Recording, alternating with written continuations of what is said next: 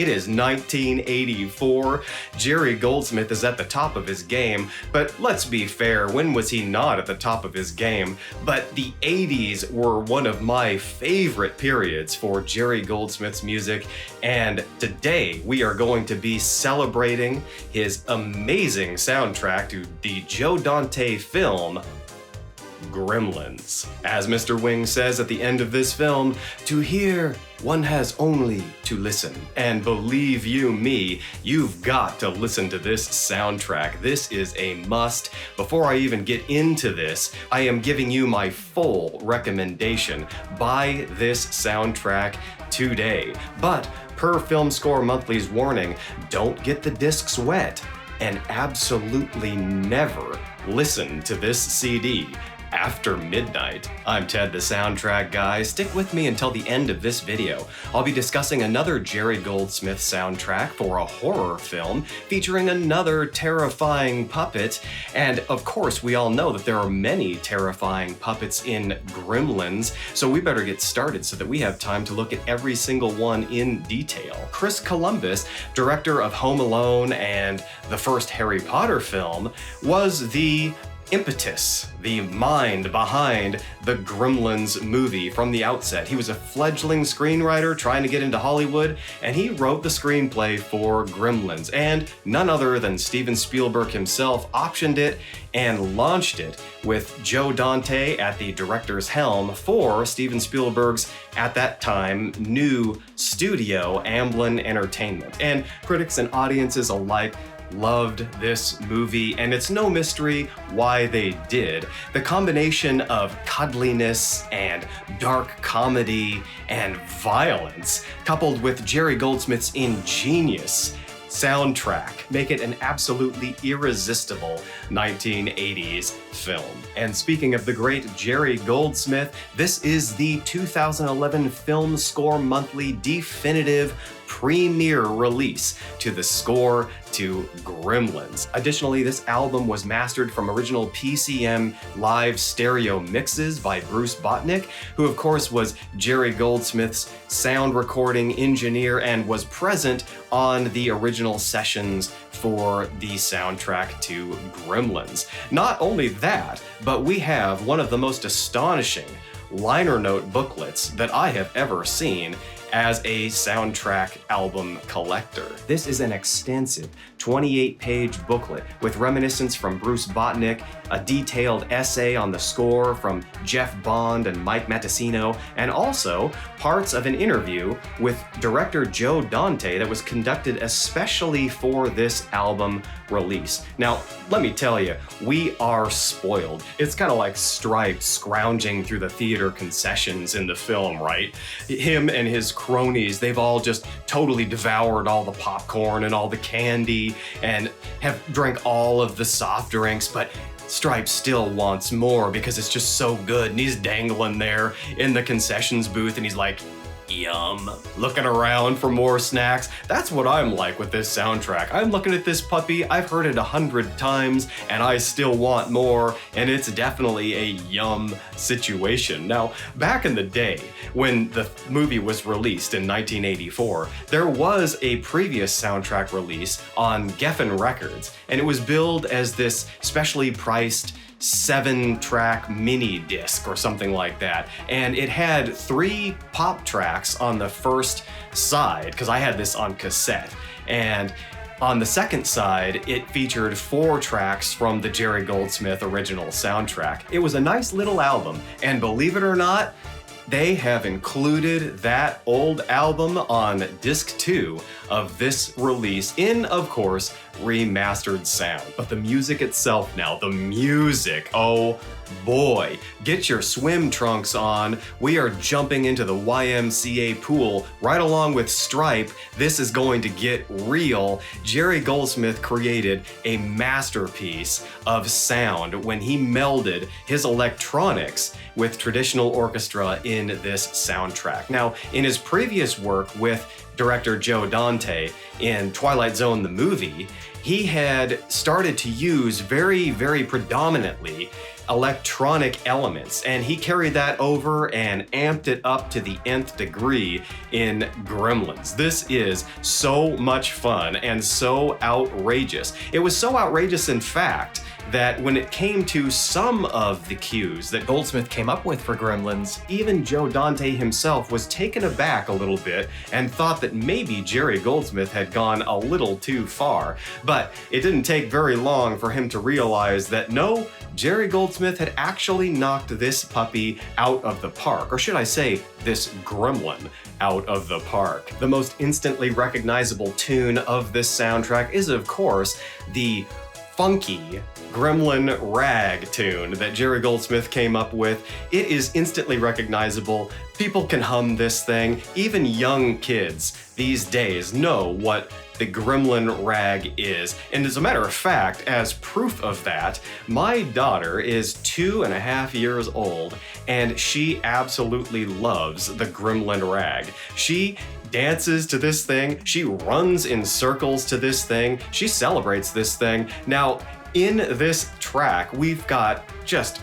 incredible electronic, raucous, comedic, horrific mayhem going on. And in the midst of this Gremlin Rag, we have these electronic gremlin voices, right? And not only voices, but also these yowls, kind of these predatory, destructive, menacing yowls that are both scary and funny at the same time, and they sound a little bit like yowling cats, as a matter of fact. And Jerry Goldsmith uses that effect throughout this score, but he doesn't just divulge this theme instantaneously, like at the outset of the film, or even once the gremlins get going. He kind of gradually introduces the Gremlin Rag a little bit at a time in various ways on various instrumentations, subtly and toward a climax. And it's not until the end credits, as a matter of fact, that the entire piece is allowed to breathe in its whole glorious form, just all out. But in the meantime, we are treated with so many tasty little treats of this theme that we are wholly satisfied and just riding right along with that gremlin mayhem that is building in this motion picture. And on top of that, there is a fiddle that is used, kind of this devilish solo fiddle that Jerry Goldsmith uses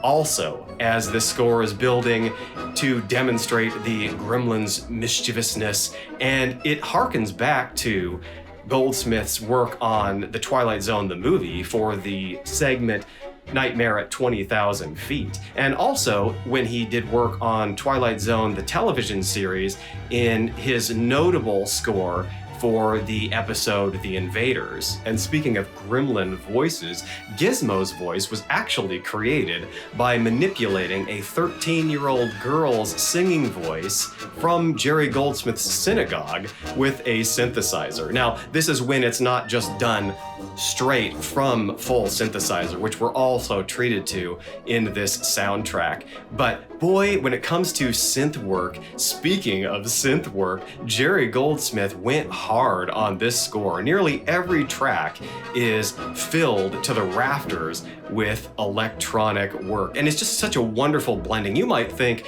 as you're listening to me talk about synth, that it's just overwhelming and it just overshadows everything else, the traditional instruments. Not so. It's a perfect dance between traditional instrumentation, traditional orchestra, and Jerry Goldsmith's electronics. And that's another one of the reasons why Jerry Goldsmith preferred to record his electronic elements in the open air as the traditional orchestra was playing their parts, because it gave such a dynamic effect, a dynamic and depth, right? Depth to this music. It's so tangible the way Goldsmith treated his electronics. He really was one of a kind when it came to this particular technique. And I also want to say that he might even have pioneered the electronic frenzy that came about in the 1980s, or at the very least, he was so in tune with the culture and with what was popular at the time, that he was able to, like, chameleon-like transform his music to fit each decade that he was working in. And no doubt a top contender for the most outrageous electronic track on this soundtrack would have to be the track Mrs. Deagle, right? It's that and on and on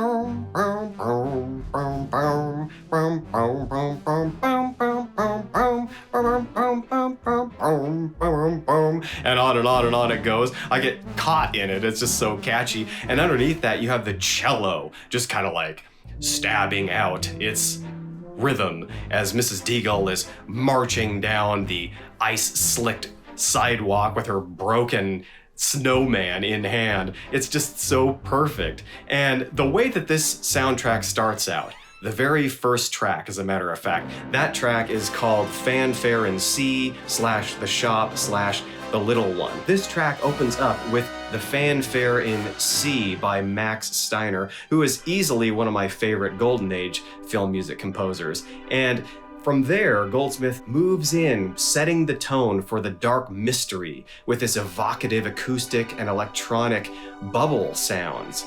And they're heard again as Peltzer explains the 3 Mogwai rules later on, after he has essentially stolen the Mogwai, although he did pay Mr. Wing's grandson for him, technically. And they're all sitting in the living room and talking about Gizmo, and he warns them about the rules when it comes to caring for this mysterious little creature, and Goldsmith brings that back, and he brings it back again and again throughout the score, 2 or 3 other times, in particular when Mr. Wing returns at the end of the movie to retrieve his Mogwai pet. And so Goldsmith really nails this tone, which must have been very, very tricky to get quite right. He nails it from the outset, and we're instantly in this world. We're instantly buying all of this. As bizarre and outrageous as it is, we are buying it. Now, one of my favorite tracks, and there are many tracks on this soundtrack that I consider my favorite tracks, is the Late for Work track. And it's essentially Billy's theme for the most part, and it's so wonderful because you've got these pizzicato strings, these plucking strings, and trombones and bouncing woodwinds, and it develops into sweeping strings. And it's just such a cheerful tune as Billy is running to get to work because his car won't start, right? And it's this bum bum bum bum bum bum bum bum dun dun dun dun dun dun dun dun bum bum bum bum. Bum bum bum bum bum bum bum bum bum bum bum, essentially like that. And it's just so much fun. And later on, when he gets into his office, right, it moves into this beautiful flute kind of piping, cheerful, bouncing version of it. And from there becomes the love theme between Kate and Billy, which is actually doubled as the same theme for Gizmo. It's the ba ba ba ba ba ba ba ba ba ba ba ba. And considering the Gizmo theme, right, Goldsmith really gets our hearts involved with this particular theme in the track First Aid, where Billy and Gizmo are hanging out in Billy's bedroom, and Gizmo falls off the desk into the trash bin, and Billy has to take him into the bathroom and put a Band-Aid on his wound, right? And we've got that sweet, tender version electronically of the Gizmo theme, and it really just kind of cements us in there. We're there for Gizmo, we love Gizmo, and we love the friendship. In the track Spilt Water, Billy and his friend Pete suffer this dark cloud to start moving over their lives, and the town as well, though it doesn't know it yet. And Goldsmith brings in these churning electronics after Pete has accidentally spilled water on Gizmo, and the anxiety is just building in the music. And then this subdued version of the Gremlin Rag appears, and we hear our first yowl, which continues, of course, to make appearances throughout the score. And it's this and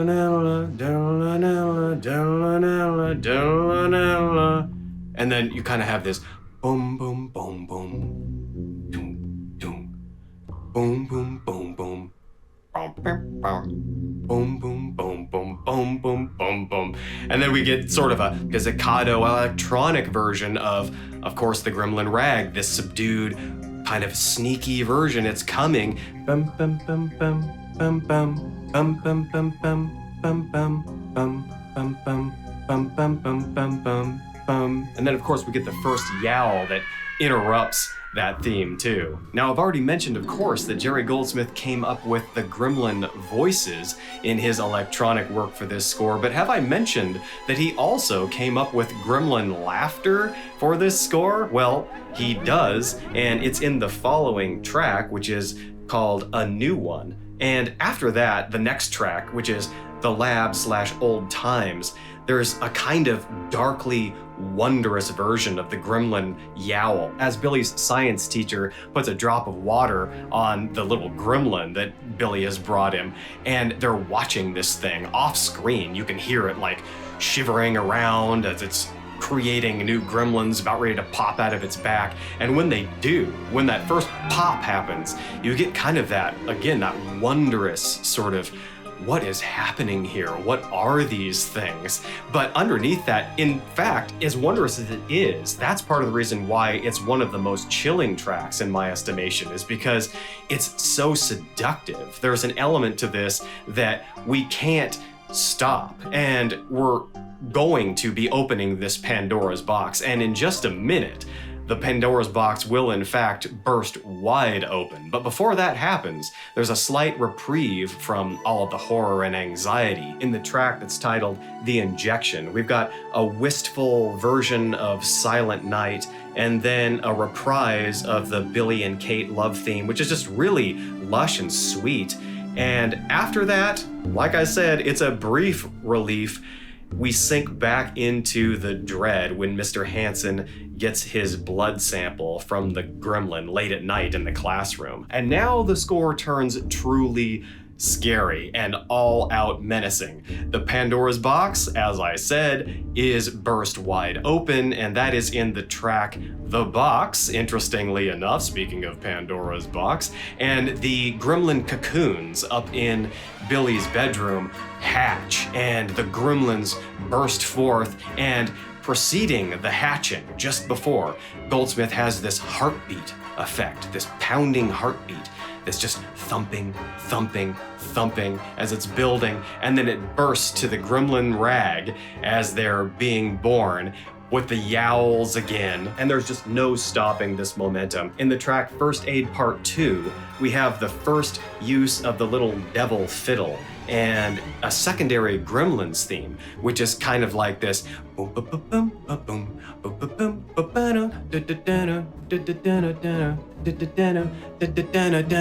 boom boom, and this is it. Bum bum bum bum bum bum bum bum bum. Of my many favorite tracks on this soundtrack, easily a top slot contender is the track titled Kitchen Fight.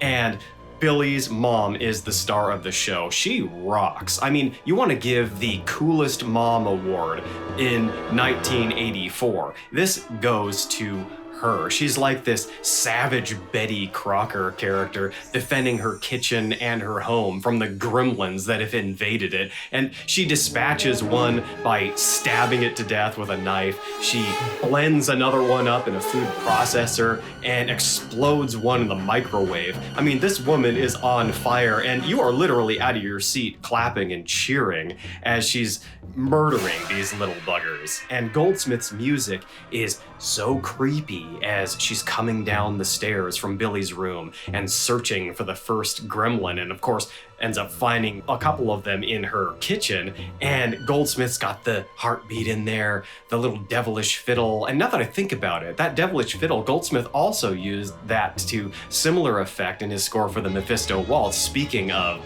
devilish.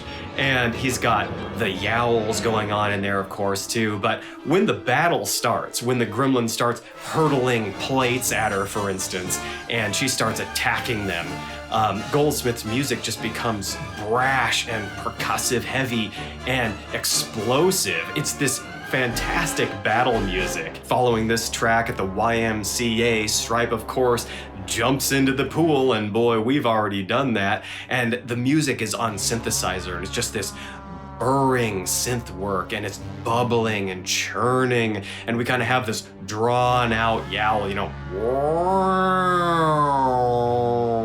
and it builds as it's churning and escalating, and Billy's like backing up in dread, and we've got the horns, you know, coming in as like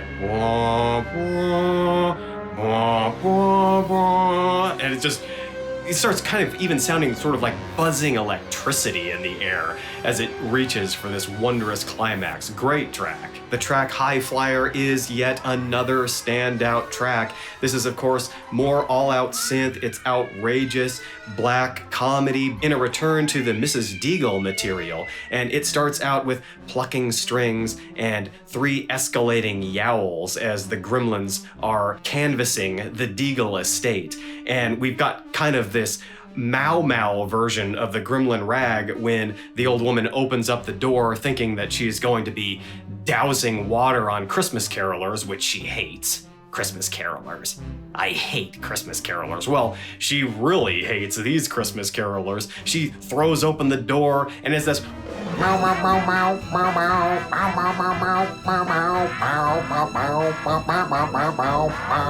and it's like they're out there mocking her, is what it feels like. They're just there to torment and mock her for their own demented enjoyment. It's capering. After that, she slams the door shut, and of course we have the return of the devil fiddle, and she gets in her motorized chairlift to try to get upstairs and get as far away from these things as she possibly can. But of course, one of the Gremlins has already sabotaged the chairlift, and she goes flying around her spiral staircase at blinding speed and gets hurled on her chair out the upstairs window and crashes into her front yard, which leads us into the next track with a phenomenal brass rendition of the secondary Gremlins theme, which is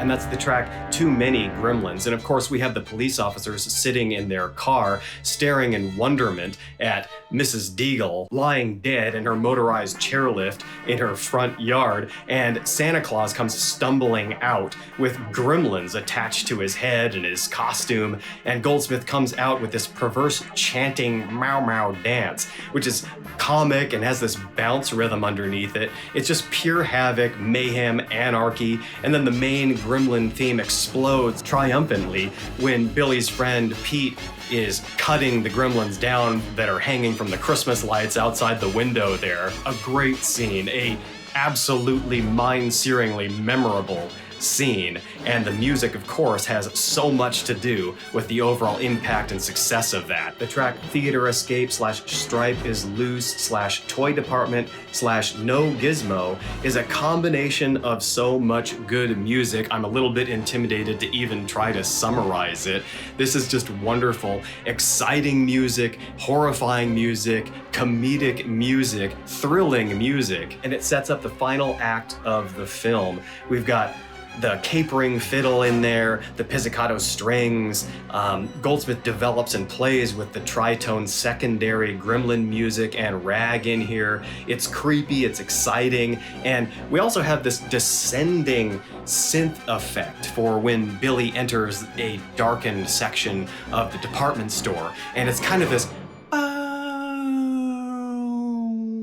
sound. It's like almost like we're under the ocean type sound. Maybe something that he sort of does later on in Leviathan a little bit, and it is just so chilling. And underneath that descending synth effect, we have, of course, on synth the secondary Gremlin thing, that bum bum bum bum bum bum bum bum bum. And then later we have that wonderful moment when Stripe is on the tricycle, you know, zooming across the department store floor, and it's that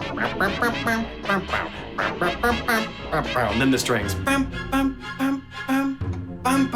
The track The Fountain / Stripes death is a wholly satisfying, thrilling roller coaster ride of a track. This is an extended track. A number of tracks actually are pretty extended in this soundtrack. This one is almost 5 minutes long if my memory serves, and it is just a roller coaster scherzo of sorts, where Gizmo is racing to save Billy driving a pink Barbie car across the department store floor, and the brass here is just heroic when he destroys Stripe, and in this upcoming moment musically, he destroys Stripe by throwing open the blinds in the greenhouse section of the department store where Stripe has found, of course, a water fountain and is climbing it in demonic glee, and he turns into this churning, bubbling mass of goo, and Goldsmith's music just explodes into this horrific brass climax,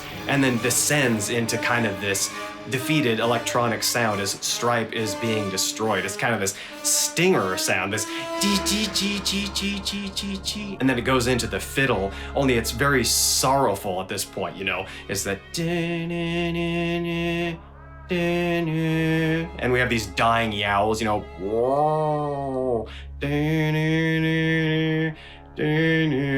but it's also sort of sad. It's almost like not only has Stripe lost, but actually Billy and his friends have kind of lost too, because they were responsible for this. As Mr. Wing states it when he picks up the Mogwai in the next scene, "You are not ready." All in all, this soundtrack is an absolute must, not only for hardcore film music fans and collectors, but for every casual film music appreciator and moviegoer as well. There is not a single disappointing note in this entire score. Take my word for it. Now, if you found Gremlins to be creepy, hang on to your seats, my friends. You ain't seen nothing yet. Click right here for an in-depth look at another terrifying Jerry Goldsmith score for a horror movie featuring one terrifying puppet that's actually a ventriloquist doll. Thank you so much for joining me here at Ted the Soundtrack Guy. We'll see you next time, and in the meantime, happy listening.